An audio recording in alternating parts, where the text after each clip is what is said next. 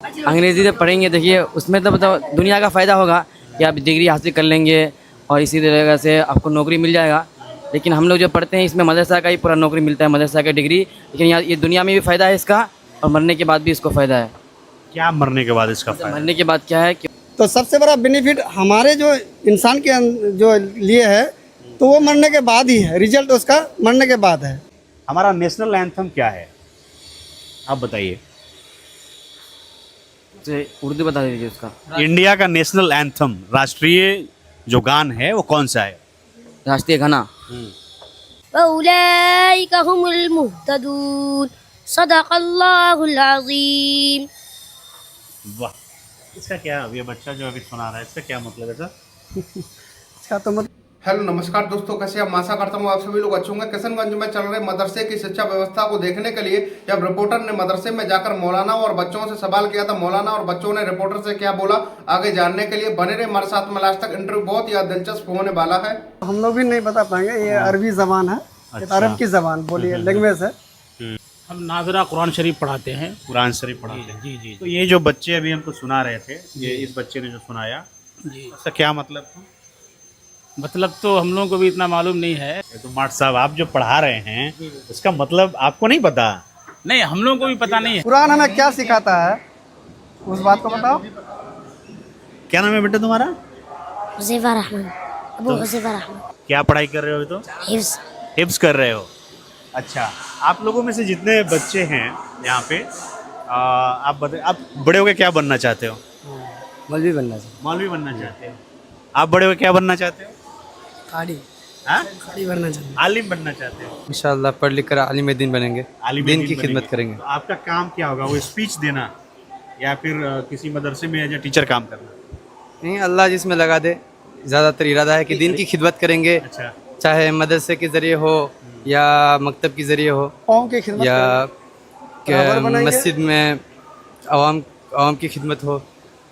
आप हमें कुछ बता सकते हो, मतलब यहाँ के अलावा बाहरी दुनिया के बारे में? जैसे बाहरी जो पढ़ाई लिखाई होती है, अंग्रेजी मीडियम जो स्कूल्स में पढ़ाई लिखाई होती है, उसमें और इसमें क्या फ़र्क है? अंग्रेजी से पढ़ेंगे, देखिए उसमें तो मतलब दुनिया का फ़ायदा होगा कि आप डिग्री हासिल कर लेंगे और इसी तरह से आपको नौकरी मिल जाएगा। लेकिन हम लोग जो पढ़ते हैं इसमें मदरसा का ही पूरा नौकरी मिलता है, मदरसा का डिग्री। लेकिन यहाँ ये दुनिया में भी फ़ायदा है इसका और मरने के बाद भी इसको फ़ायदा है।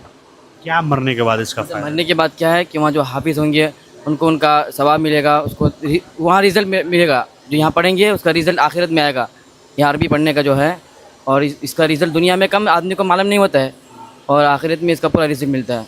हाफिज़ का अलग, मौलवी का अलग, सबका अलग अलग रिज़ल्ट आता है ज़्यादा। तो अच्छा, आप लोग ये कभी महसूस करते हैं क्या कि जो बाहर स्कूलों में पढ़ाई हो रही है, अंग्रेजी मीडियम से पढ़ाई हो रही है, वो बच्चे नौकरियों के लिए ज़्यादा तैयार हो रहे हैं? क्योंकि आप भी बाहर जाएंगे तो आपको भी तो कंपटीशन करना होगा ना उनसे। देखिए हम लोग जो पढ़ते हैं तो हम लोग का मकसद क्या है कि मतलब लोगों को अपना अच्छा मैसेज देना है। और वो लोग जो पढ़ते हैं उनका ये मकसद रहता है कि हम डिग्री करें, पैसा लें। लेकिन हम लोग का ये मकसद नहीं कि पैसा कमाएं। हम लोग का मकसद ये है कि मतलब लोगों को अच्छा मतलब ये पैगाम पहुँचे कि लोगों को आपस में मोहब्बत से रहना चाहिए, आपस में मिलजुल आप झगड़ा। ये कह रहे हैं जो अंग्रेजी मीडियम स्कूल में पढ़ाई होती है वो उनका मकसद पैसा कमाना होता है ज़्यादा उनका ये और नौकरी पाना होता है, ये उनका मकसद दुनिया है। का मकसद है। दुनिया का मकसद है रहता ना? है। जी जी। और यहाँ पर जो शिक्षा दी जाती है उसका मकसद है कि आप मरने कैसे के बाद जो कैसे आने वाली जिएंगे। आने वाला जो वक्त आएगा मरने के बाद, तो वहाँ हमें जो है पैदा करने वाले के सामने पेश होना होगा। तो उसके लिए हम क्या कर रहे हैं? असल हमको दुनिया में अल्लाह ने भेजा है, रब ने भेजा है, तो हमें यहाँ क्या करना है, यहाँ क्या करके जाना है जो वहाँ हमको उसका जो है बेनिफिट मिले। तो सबसे बड़ा बेनिफिट हमारे जो इंसान के जो लिए है तो वो मरने के बाद ही है, रिजल्ट उसका मरने के बाद है। ठीक है, एक सवाल मैं आप लोगों से बहुत बेसिक करूँगा। आप लोगों में से कोई भी बच्चा जवाब, आप लोगों में से ये बताइए, हमारा नेशनल एंथम क्या है, आप बताइए। उर्दू बता दीजिए उसका। इंडिया का नेशनल एंथम, राष्ट्रीय जो गान है वो कौन सा है? राष्ट्रीय गाना, राष्ट्रीय गाना ये वंदे मातरम। आप लोगों में से कोई राष्ट्रीय गान क्या है बेटा? जाना गाना माना अधिनायक। चला गया वो। हैं? तुमको याद है? याद है किसी को? क्या याद रहता नात है? नात नात याद रखते हैं। आप लोगों में से कोई नेशनल एंथम सुनाएगा? कोई? जनगण मन अधिनायक जय है, कोई याद है किसी को? जन गण मन, 2 लाइन ही कोई सुनाओ। सुनाओ भाई सुनाओ। चलिए थोड़ा और मदरसा घुमाइए हम लोग को। चलो भाव चलो अरे ये क्या नाम है बेटा तुम्हारा? रास्ता में चलो। हैं?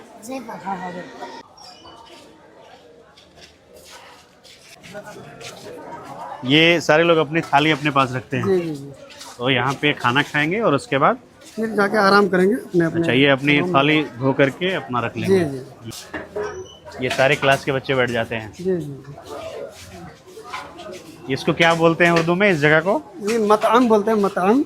मतअम। जी, खाने का हॉल।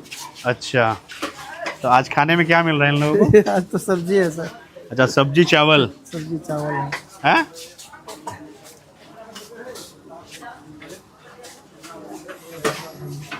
और तुम्हारा खाना हो गया? इधर आओ, इधर जाओ। क्या खाया तुमने? इधर आओ, इधर आओ, इधर। बताओ, शर्माते हो क्या खाया? इधर आओ। क्या नाम है तुम्हारा? नूर हसन।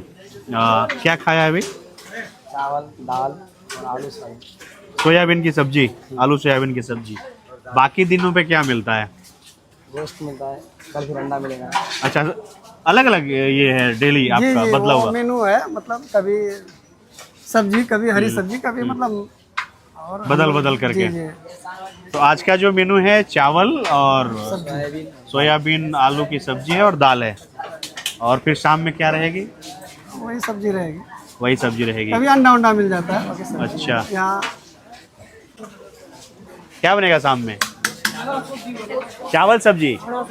अच्छा, हरा सब्जी शाम में बनेगा। और रोटी की चावल? अच्छा, रोटी भी चावल भी। चलिए चलिए चलिए आइए।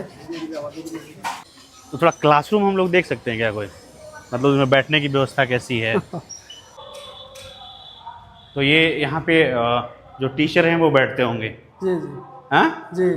और यहाँ पे स्टूडेंट बैठ जाएंगे। स्टूडेंट बैठते हैं। मान लीजिए हम स्टूडेंट ही हैं, जी बैठ गए, हाँ? जी। अच्छा माहौल है।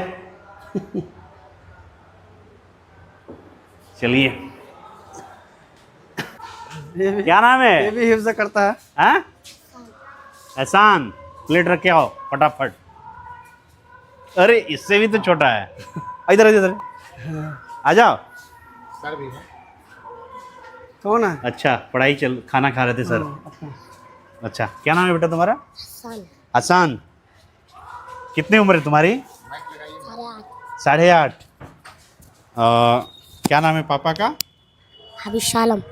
इन्नल्लाह मअस-साबिरीन उलाइका अलैहिम सलवातुम मिर रब्बिहिम व रहमह व उलाइका हुमुल मुहतदून। सदक़ल्लाहुल अज़ीम। वाह, इसका क्या, ये बच्चा जो अभी सुना रहा है इसका क्या मतलब है सर? इसका तो मतलब हम लोग भी नहीं बता पाएंगे। ये अरबी जबान है, ये अच्छा। अरब की जबान बोलिए, लैंग्वेज है। आप यहाँ पे एज ए टीचर हैं? सब 2 मिनट आएंगे। आप कौन सा सब्जेक्ट पढ़ाते हैं यहाँ पे?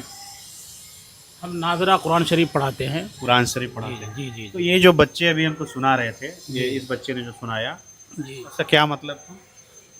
मतलब तो हम लोगों को भी इतना मालूम नहीं है, लेकिन ये है कि वो मास्टर साहब जो बोले, मास्टर नाजिम साहब, कि वो अरबी दर्जात में जाने के बाद वो जो है उसका मतलब मीनिंग और उसका तर्जमा और उसका जो है क्या तशरीह है, तफसीर है, वो सब कुछ जान जाते हैं।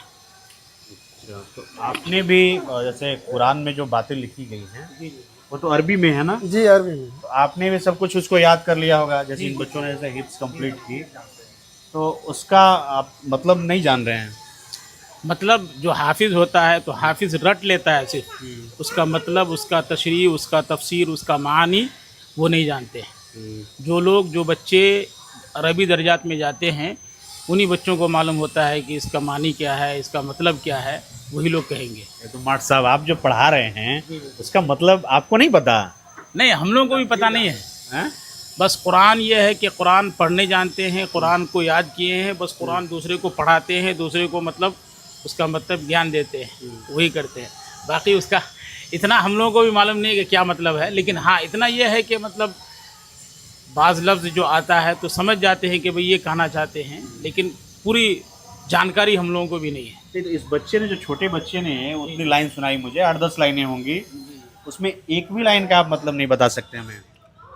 जैसे या अय्युहल्लज़ीन आमनू, ए ईमान वालो, या अय्युहल्लज़ीन आमनुस्तईनु बिस्सब्रि वस्सलाह, ए ईमान वालो, ईमान और सब्र के साथ तुम काम करो, इसका मतलब यह है। लेकिन इसका पूरा चलिए शुक्र है आप इतना तो पूरा बता। पूरा तर्जमा जो है, हाँ? जो जिसको आलिम कहते हैं, जिसको ये मौलवी कहते हैं, इसका कोर्स होता है 9 साल का कोर्स होता है, वही बता पाएंगे पूरा बिल्कुल ए टू परफेक्ट तर्जमा। अच्छा, ये जो बच्चे जो जितने मदरसे में हैं, ये एक तरह के कपड़े पहनते हैं, जैसे पैजामा कुर्ता या टोपी पहनते हैं, थोड़ा इसका क्या कॉन्सेप्ट है? जैसे ये बच्चा आ रहा है, इसने पैजामा कुर्ता पहन रखा है, टोपी पहन रखा है, मतलब तो एक ही कलर ये यूनिफॉर्म है क्या यहाँ का? यूनिफॉर्म हुआ, इस्लामिक यूनिफॉर्म है ये। अच्छा। और कुछ मदरसे वाले भी अपना मदरसे की तरफ से यूनिफॉर्म का इस्तेमाल करते हैं, तो ऐसा भी है।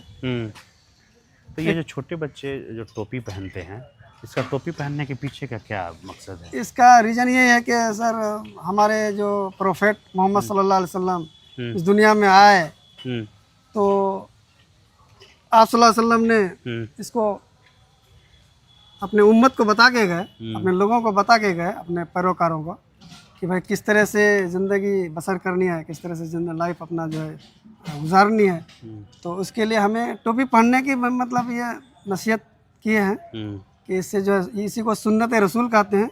आप सल्लल्लाहु अलैहि वसल्लम ने जो अपना सुन्नत अदा करके दिखा के गए दुनिया से, तो उसको हमें भी फॉलो करना है। तो ये बच्चे हर टाइम टोपी पहन एनी टाइम पहनना कोई ये नहीं है कि कंपलसरी नहीं है, बट माहौल की वजह से हर वक्त पहना हुआ रहता है। बाकी ये है कि नमाज के वक्त तो पहनना ही पहनना है। मतलब बाकी बच्चे पहन रहे हैं तो सब पहने रहते हैं। जी जी, जी। टोपी कब उतारते हो तुम? हैं? जब सोने जाते जब सोने जाते हैं।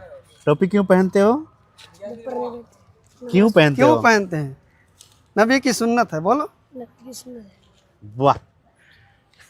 मैं आशा करता हूँ आपको इंटरव्यू पसंद आया होगा। ऐसे इंटरेस्टिंग और धमाकेदार डिबेट शो और न्यूज़ देखने के लिए हमारे चैनल को सब्सक्राइब करें, वीडियो को शेयर करें। मिलते हैं ऐसी एक और धमाकेदार न्यूज़ के साथ में।